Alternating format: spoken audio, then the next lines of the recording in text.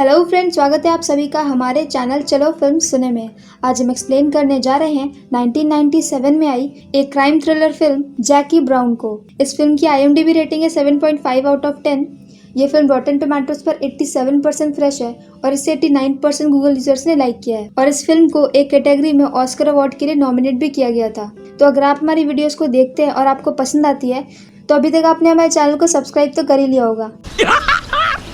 मस्त जोक मारा रे। और अगर नहीं किया है तो प्लीज कर लीजिए ताकि हम जब भी कोई नई वीडियो डालें आपको नोटिफिकेशन मिल जाए। तो let's roll up the intro और चलो फिल्म सुने। मूवी की स्टार्टिंग में हम व्यूअर्स जैकी ब्राउन को देखते हैं। जैकी ब्राउन एक एयरलाइंस कंपनी में काम करती है। उसकी उम्र अब 44 इयर्स हो चुकी है और अभी तक की इस जॉब को करते करते उसकी लाइफ टाइम की सेविंग सिर्फ $16,000 है, जो कि काफी कम होती है। इसलिए वो साइड बाय साइड दूसरी कंट्रीज से, मतलब जहाँ जहाँ पे अपनी फ्लाइट से जाती है उन कंट्रीज से ऑर्डल नाम के एक बंदे का पैसा लेकर आती है और यहाँ पर आकर वो उसे दे देती है। ये काम इलीगल होता है क्योंकि ये सारे पैसे ऑर्डल ने गलत काम करके जमा किए होते हैं। अब ऑर्डल एक गन्स बेचने वाला आदमी होता है जो कि गन्स बेचने के अलावा और भी दूसरे इलीगल काम करता है और वो अपने सारे पैसे देश से बाहर मेक्सिको में रखता है ताकि यहाँ पर उसे कोई दिक्कत ना हो। अब नेक्स्ट सीन में ऑर्डल मैक्स के पास जाता है। मैक्स एक बेल कराने वाला लॉयर होता है। यहाँ पर ऑर्डल मैक्स के पास जाकर उससे एक लड़के की बेल कराने के लिए बोलता है तो मैक्स उस लड़के की बेल करा देता है। पर जब ऑर्डल उस लड़के को लेकर आता है तो वो उस लड़के को मार देता है और उसे अपनी गाड़ी में छोड़ के वहाँ से निकल जाता है। ऑर्डल ने उस लड़के को इसलिए मार दिया होता है क्योंकि उस लड़के को पुलिस ने पकड़ लिया था। अब ऑर्डल को डर होता है कि पुलिस उसका या तो पीछा कर रही होगी, नहीं तो पुलिस ने उससे काफी कुछ उगलवा लिया होगा। इसलिए अपने अगेंस्ट कोई प्रूफ ना रहे और पुलिस उस तक कभी पहुंच ना पाए, इस वजह से वो उस लड़के को मार देता है। अब नेक्स्ट सीन में हम जैकी को देखते हैं जो कि अपनी फ्लाइट से वापस आ गई होती है। अब वो अपने घर जा रही होती है तो रास्ते में उसे पुलिस रोक लेती है। पुलिस उसका बैग चेक करती है तो उसके बैग में उन्हें बहुत सारे पैसे मिलते हैं। अब वो उससे उन पैसों के बारे में पूछते हैं पर इस पर जैकी उन्हें कुछ भी नहीं बताती। और अब यहाँ पे पैसों को और ज़्यादा चेक करने पर उन्हें उसमें कोकेन भी मिलती है और ये देखकर खुद जैकी भी शॉक्ड हो जाती है क्योंकि उसे ये बिल्कुल भी नहीं पता था कि उन पैसों के साथ वो कोकेन भी स्मगल कर रही थी अनजाने में। पुलिस को जैकी के बारे में उसी लड़के ने बताया होता है। अब इन सब क्राइम के लिए जैकी को जेल में भेज दिया जाता है और एक बार फिर से ऑर्डल मैक्स के पास जाता है और बोलता है कि उसे जैकी की बेल करवानी है। तो मैक्स जैकी की भी बेल करवा देता है। बेल करवाने के बाद मैक्स जैकी को लेने जाता है और उसके बाद वो उसे उसके घर तक ड्रॉप करता है और रास्ते में जैकी मैक्स से छिपाकर उसकी गन अपने पास रख लेती है। और जब वो अपने घर में जाती है तभी उसके पीछे से वहाँ पर ऑर्डल आता है जो कि उसे मारने के लिए आया होता है। पर यहाँ पर जैकी ऑर्डल को ही गन पॉइंट पर ले लेती है और उससे बोलती है कि तुम मुझे मारने आए हो, मुझे पता है, क्योंकि तुम्हें अच्छे से पता है कि मेरे छूटने के बाद यहाँ पर पुलिस आएगी और मुझसे हेल्प मांगेगी और मुझे उनकी हेल्प करनी पड़ेगी। और पुलिस मुझसे बस एक ही चीज़ चाहती है और वो हो तुम।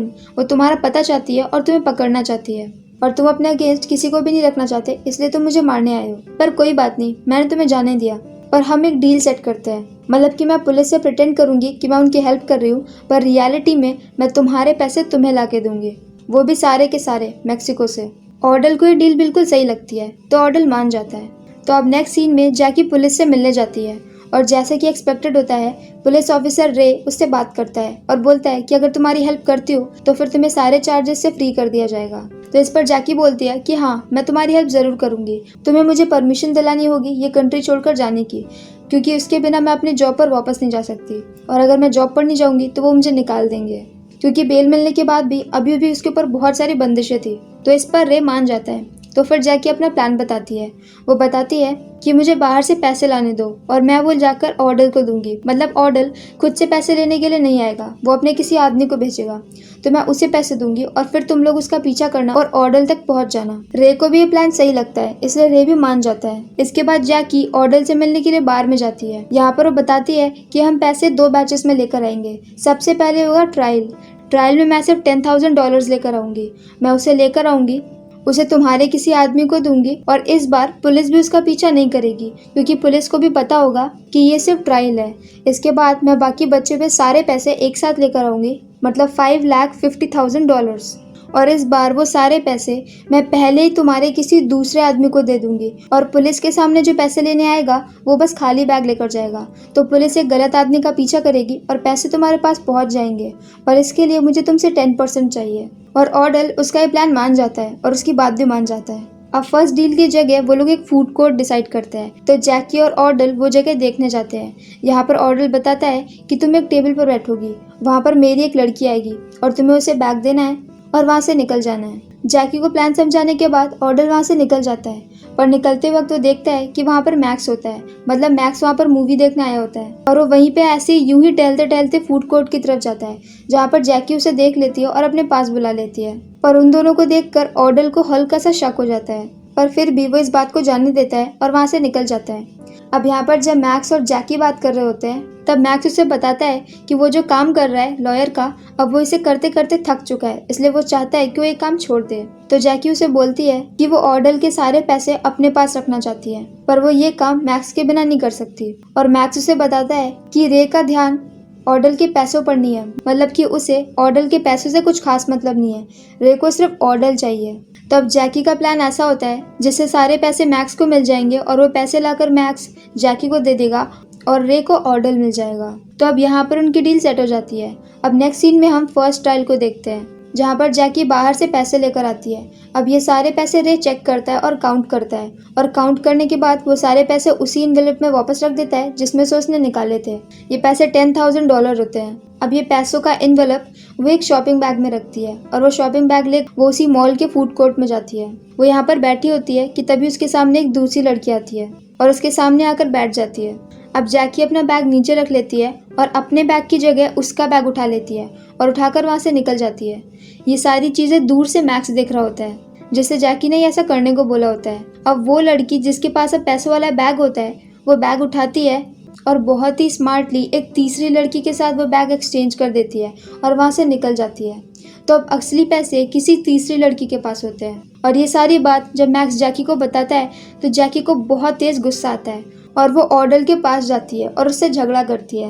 वो बोलती है कि तुमने मुझसे झूठ बोला और ये प्लान में नहीं था। इस पर ऑर्डल बोलता है कि उस लेडी को मैं जानता हूँ और सारे पैसे उसी के पास हैं। पर अब जैकी बोलती है कि या तो ये सब कुछ मेरे हिसाब से होगा, नहीं तो मैं ऐसा कुछ भी नहीं कर रही। अब ऑर्डल की मजबूरी होती है जैकी की बात मानना, क्योंकि अगर वो जैकी की बात नहीं मानता है तो जैकी जाकर पुलिस को उसका नाम बता देगी और पुलिस उसके पीछे पड़ जाएगी। दूसरी तरफ बाद में जैकी को ये भी पता चलता है कि वो लेडी जिसके पास वो बैग था, वो लेडी वो सारे पैसे लेकर भाग गई।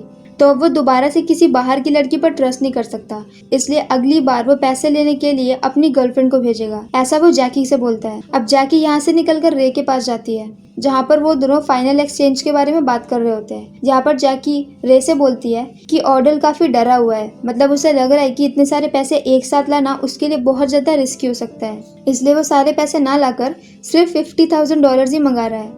वो रे को ये बात इस तरह से बोलती है कि रे उसकी बात से कन्विंस हो जाता है और उसे भी ऐसा लगता है कि ऐसा हो सकता है कि ऑर्डर डर गया हो, क्योंकि अभी कुछ ही वक्त पहले उसने एक खून किया था उस लड़के का।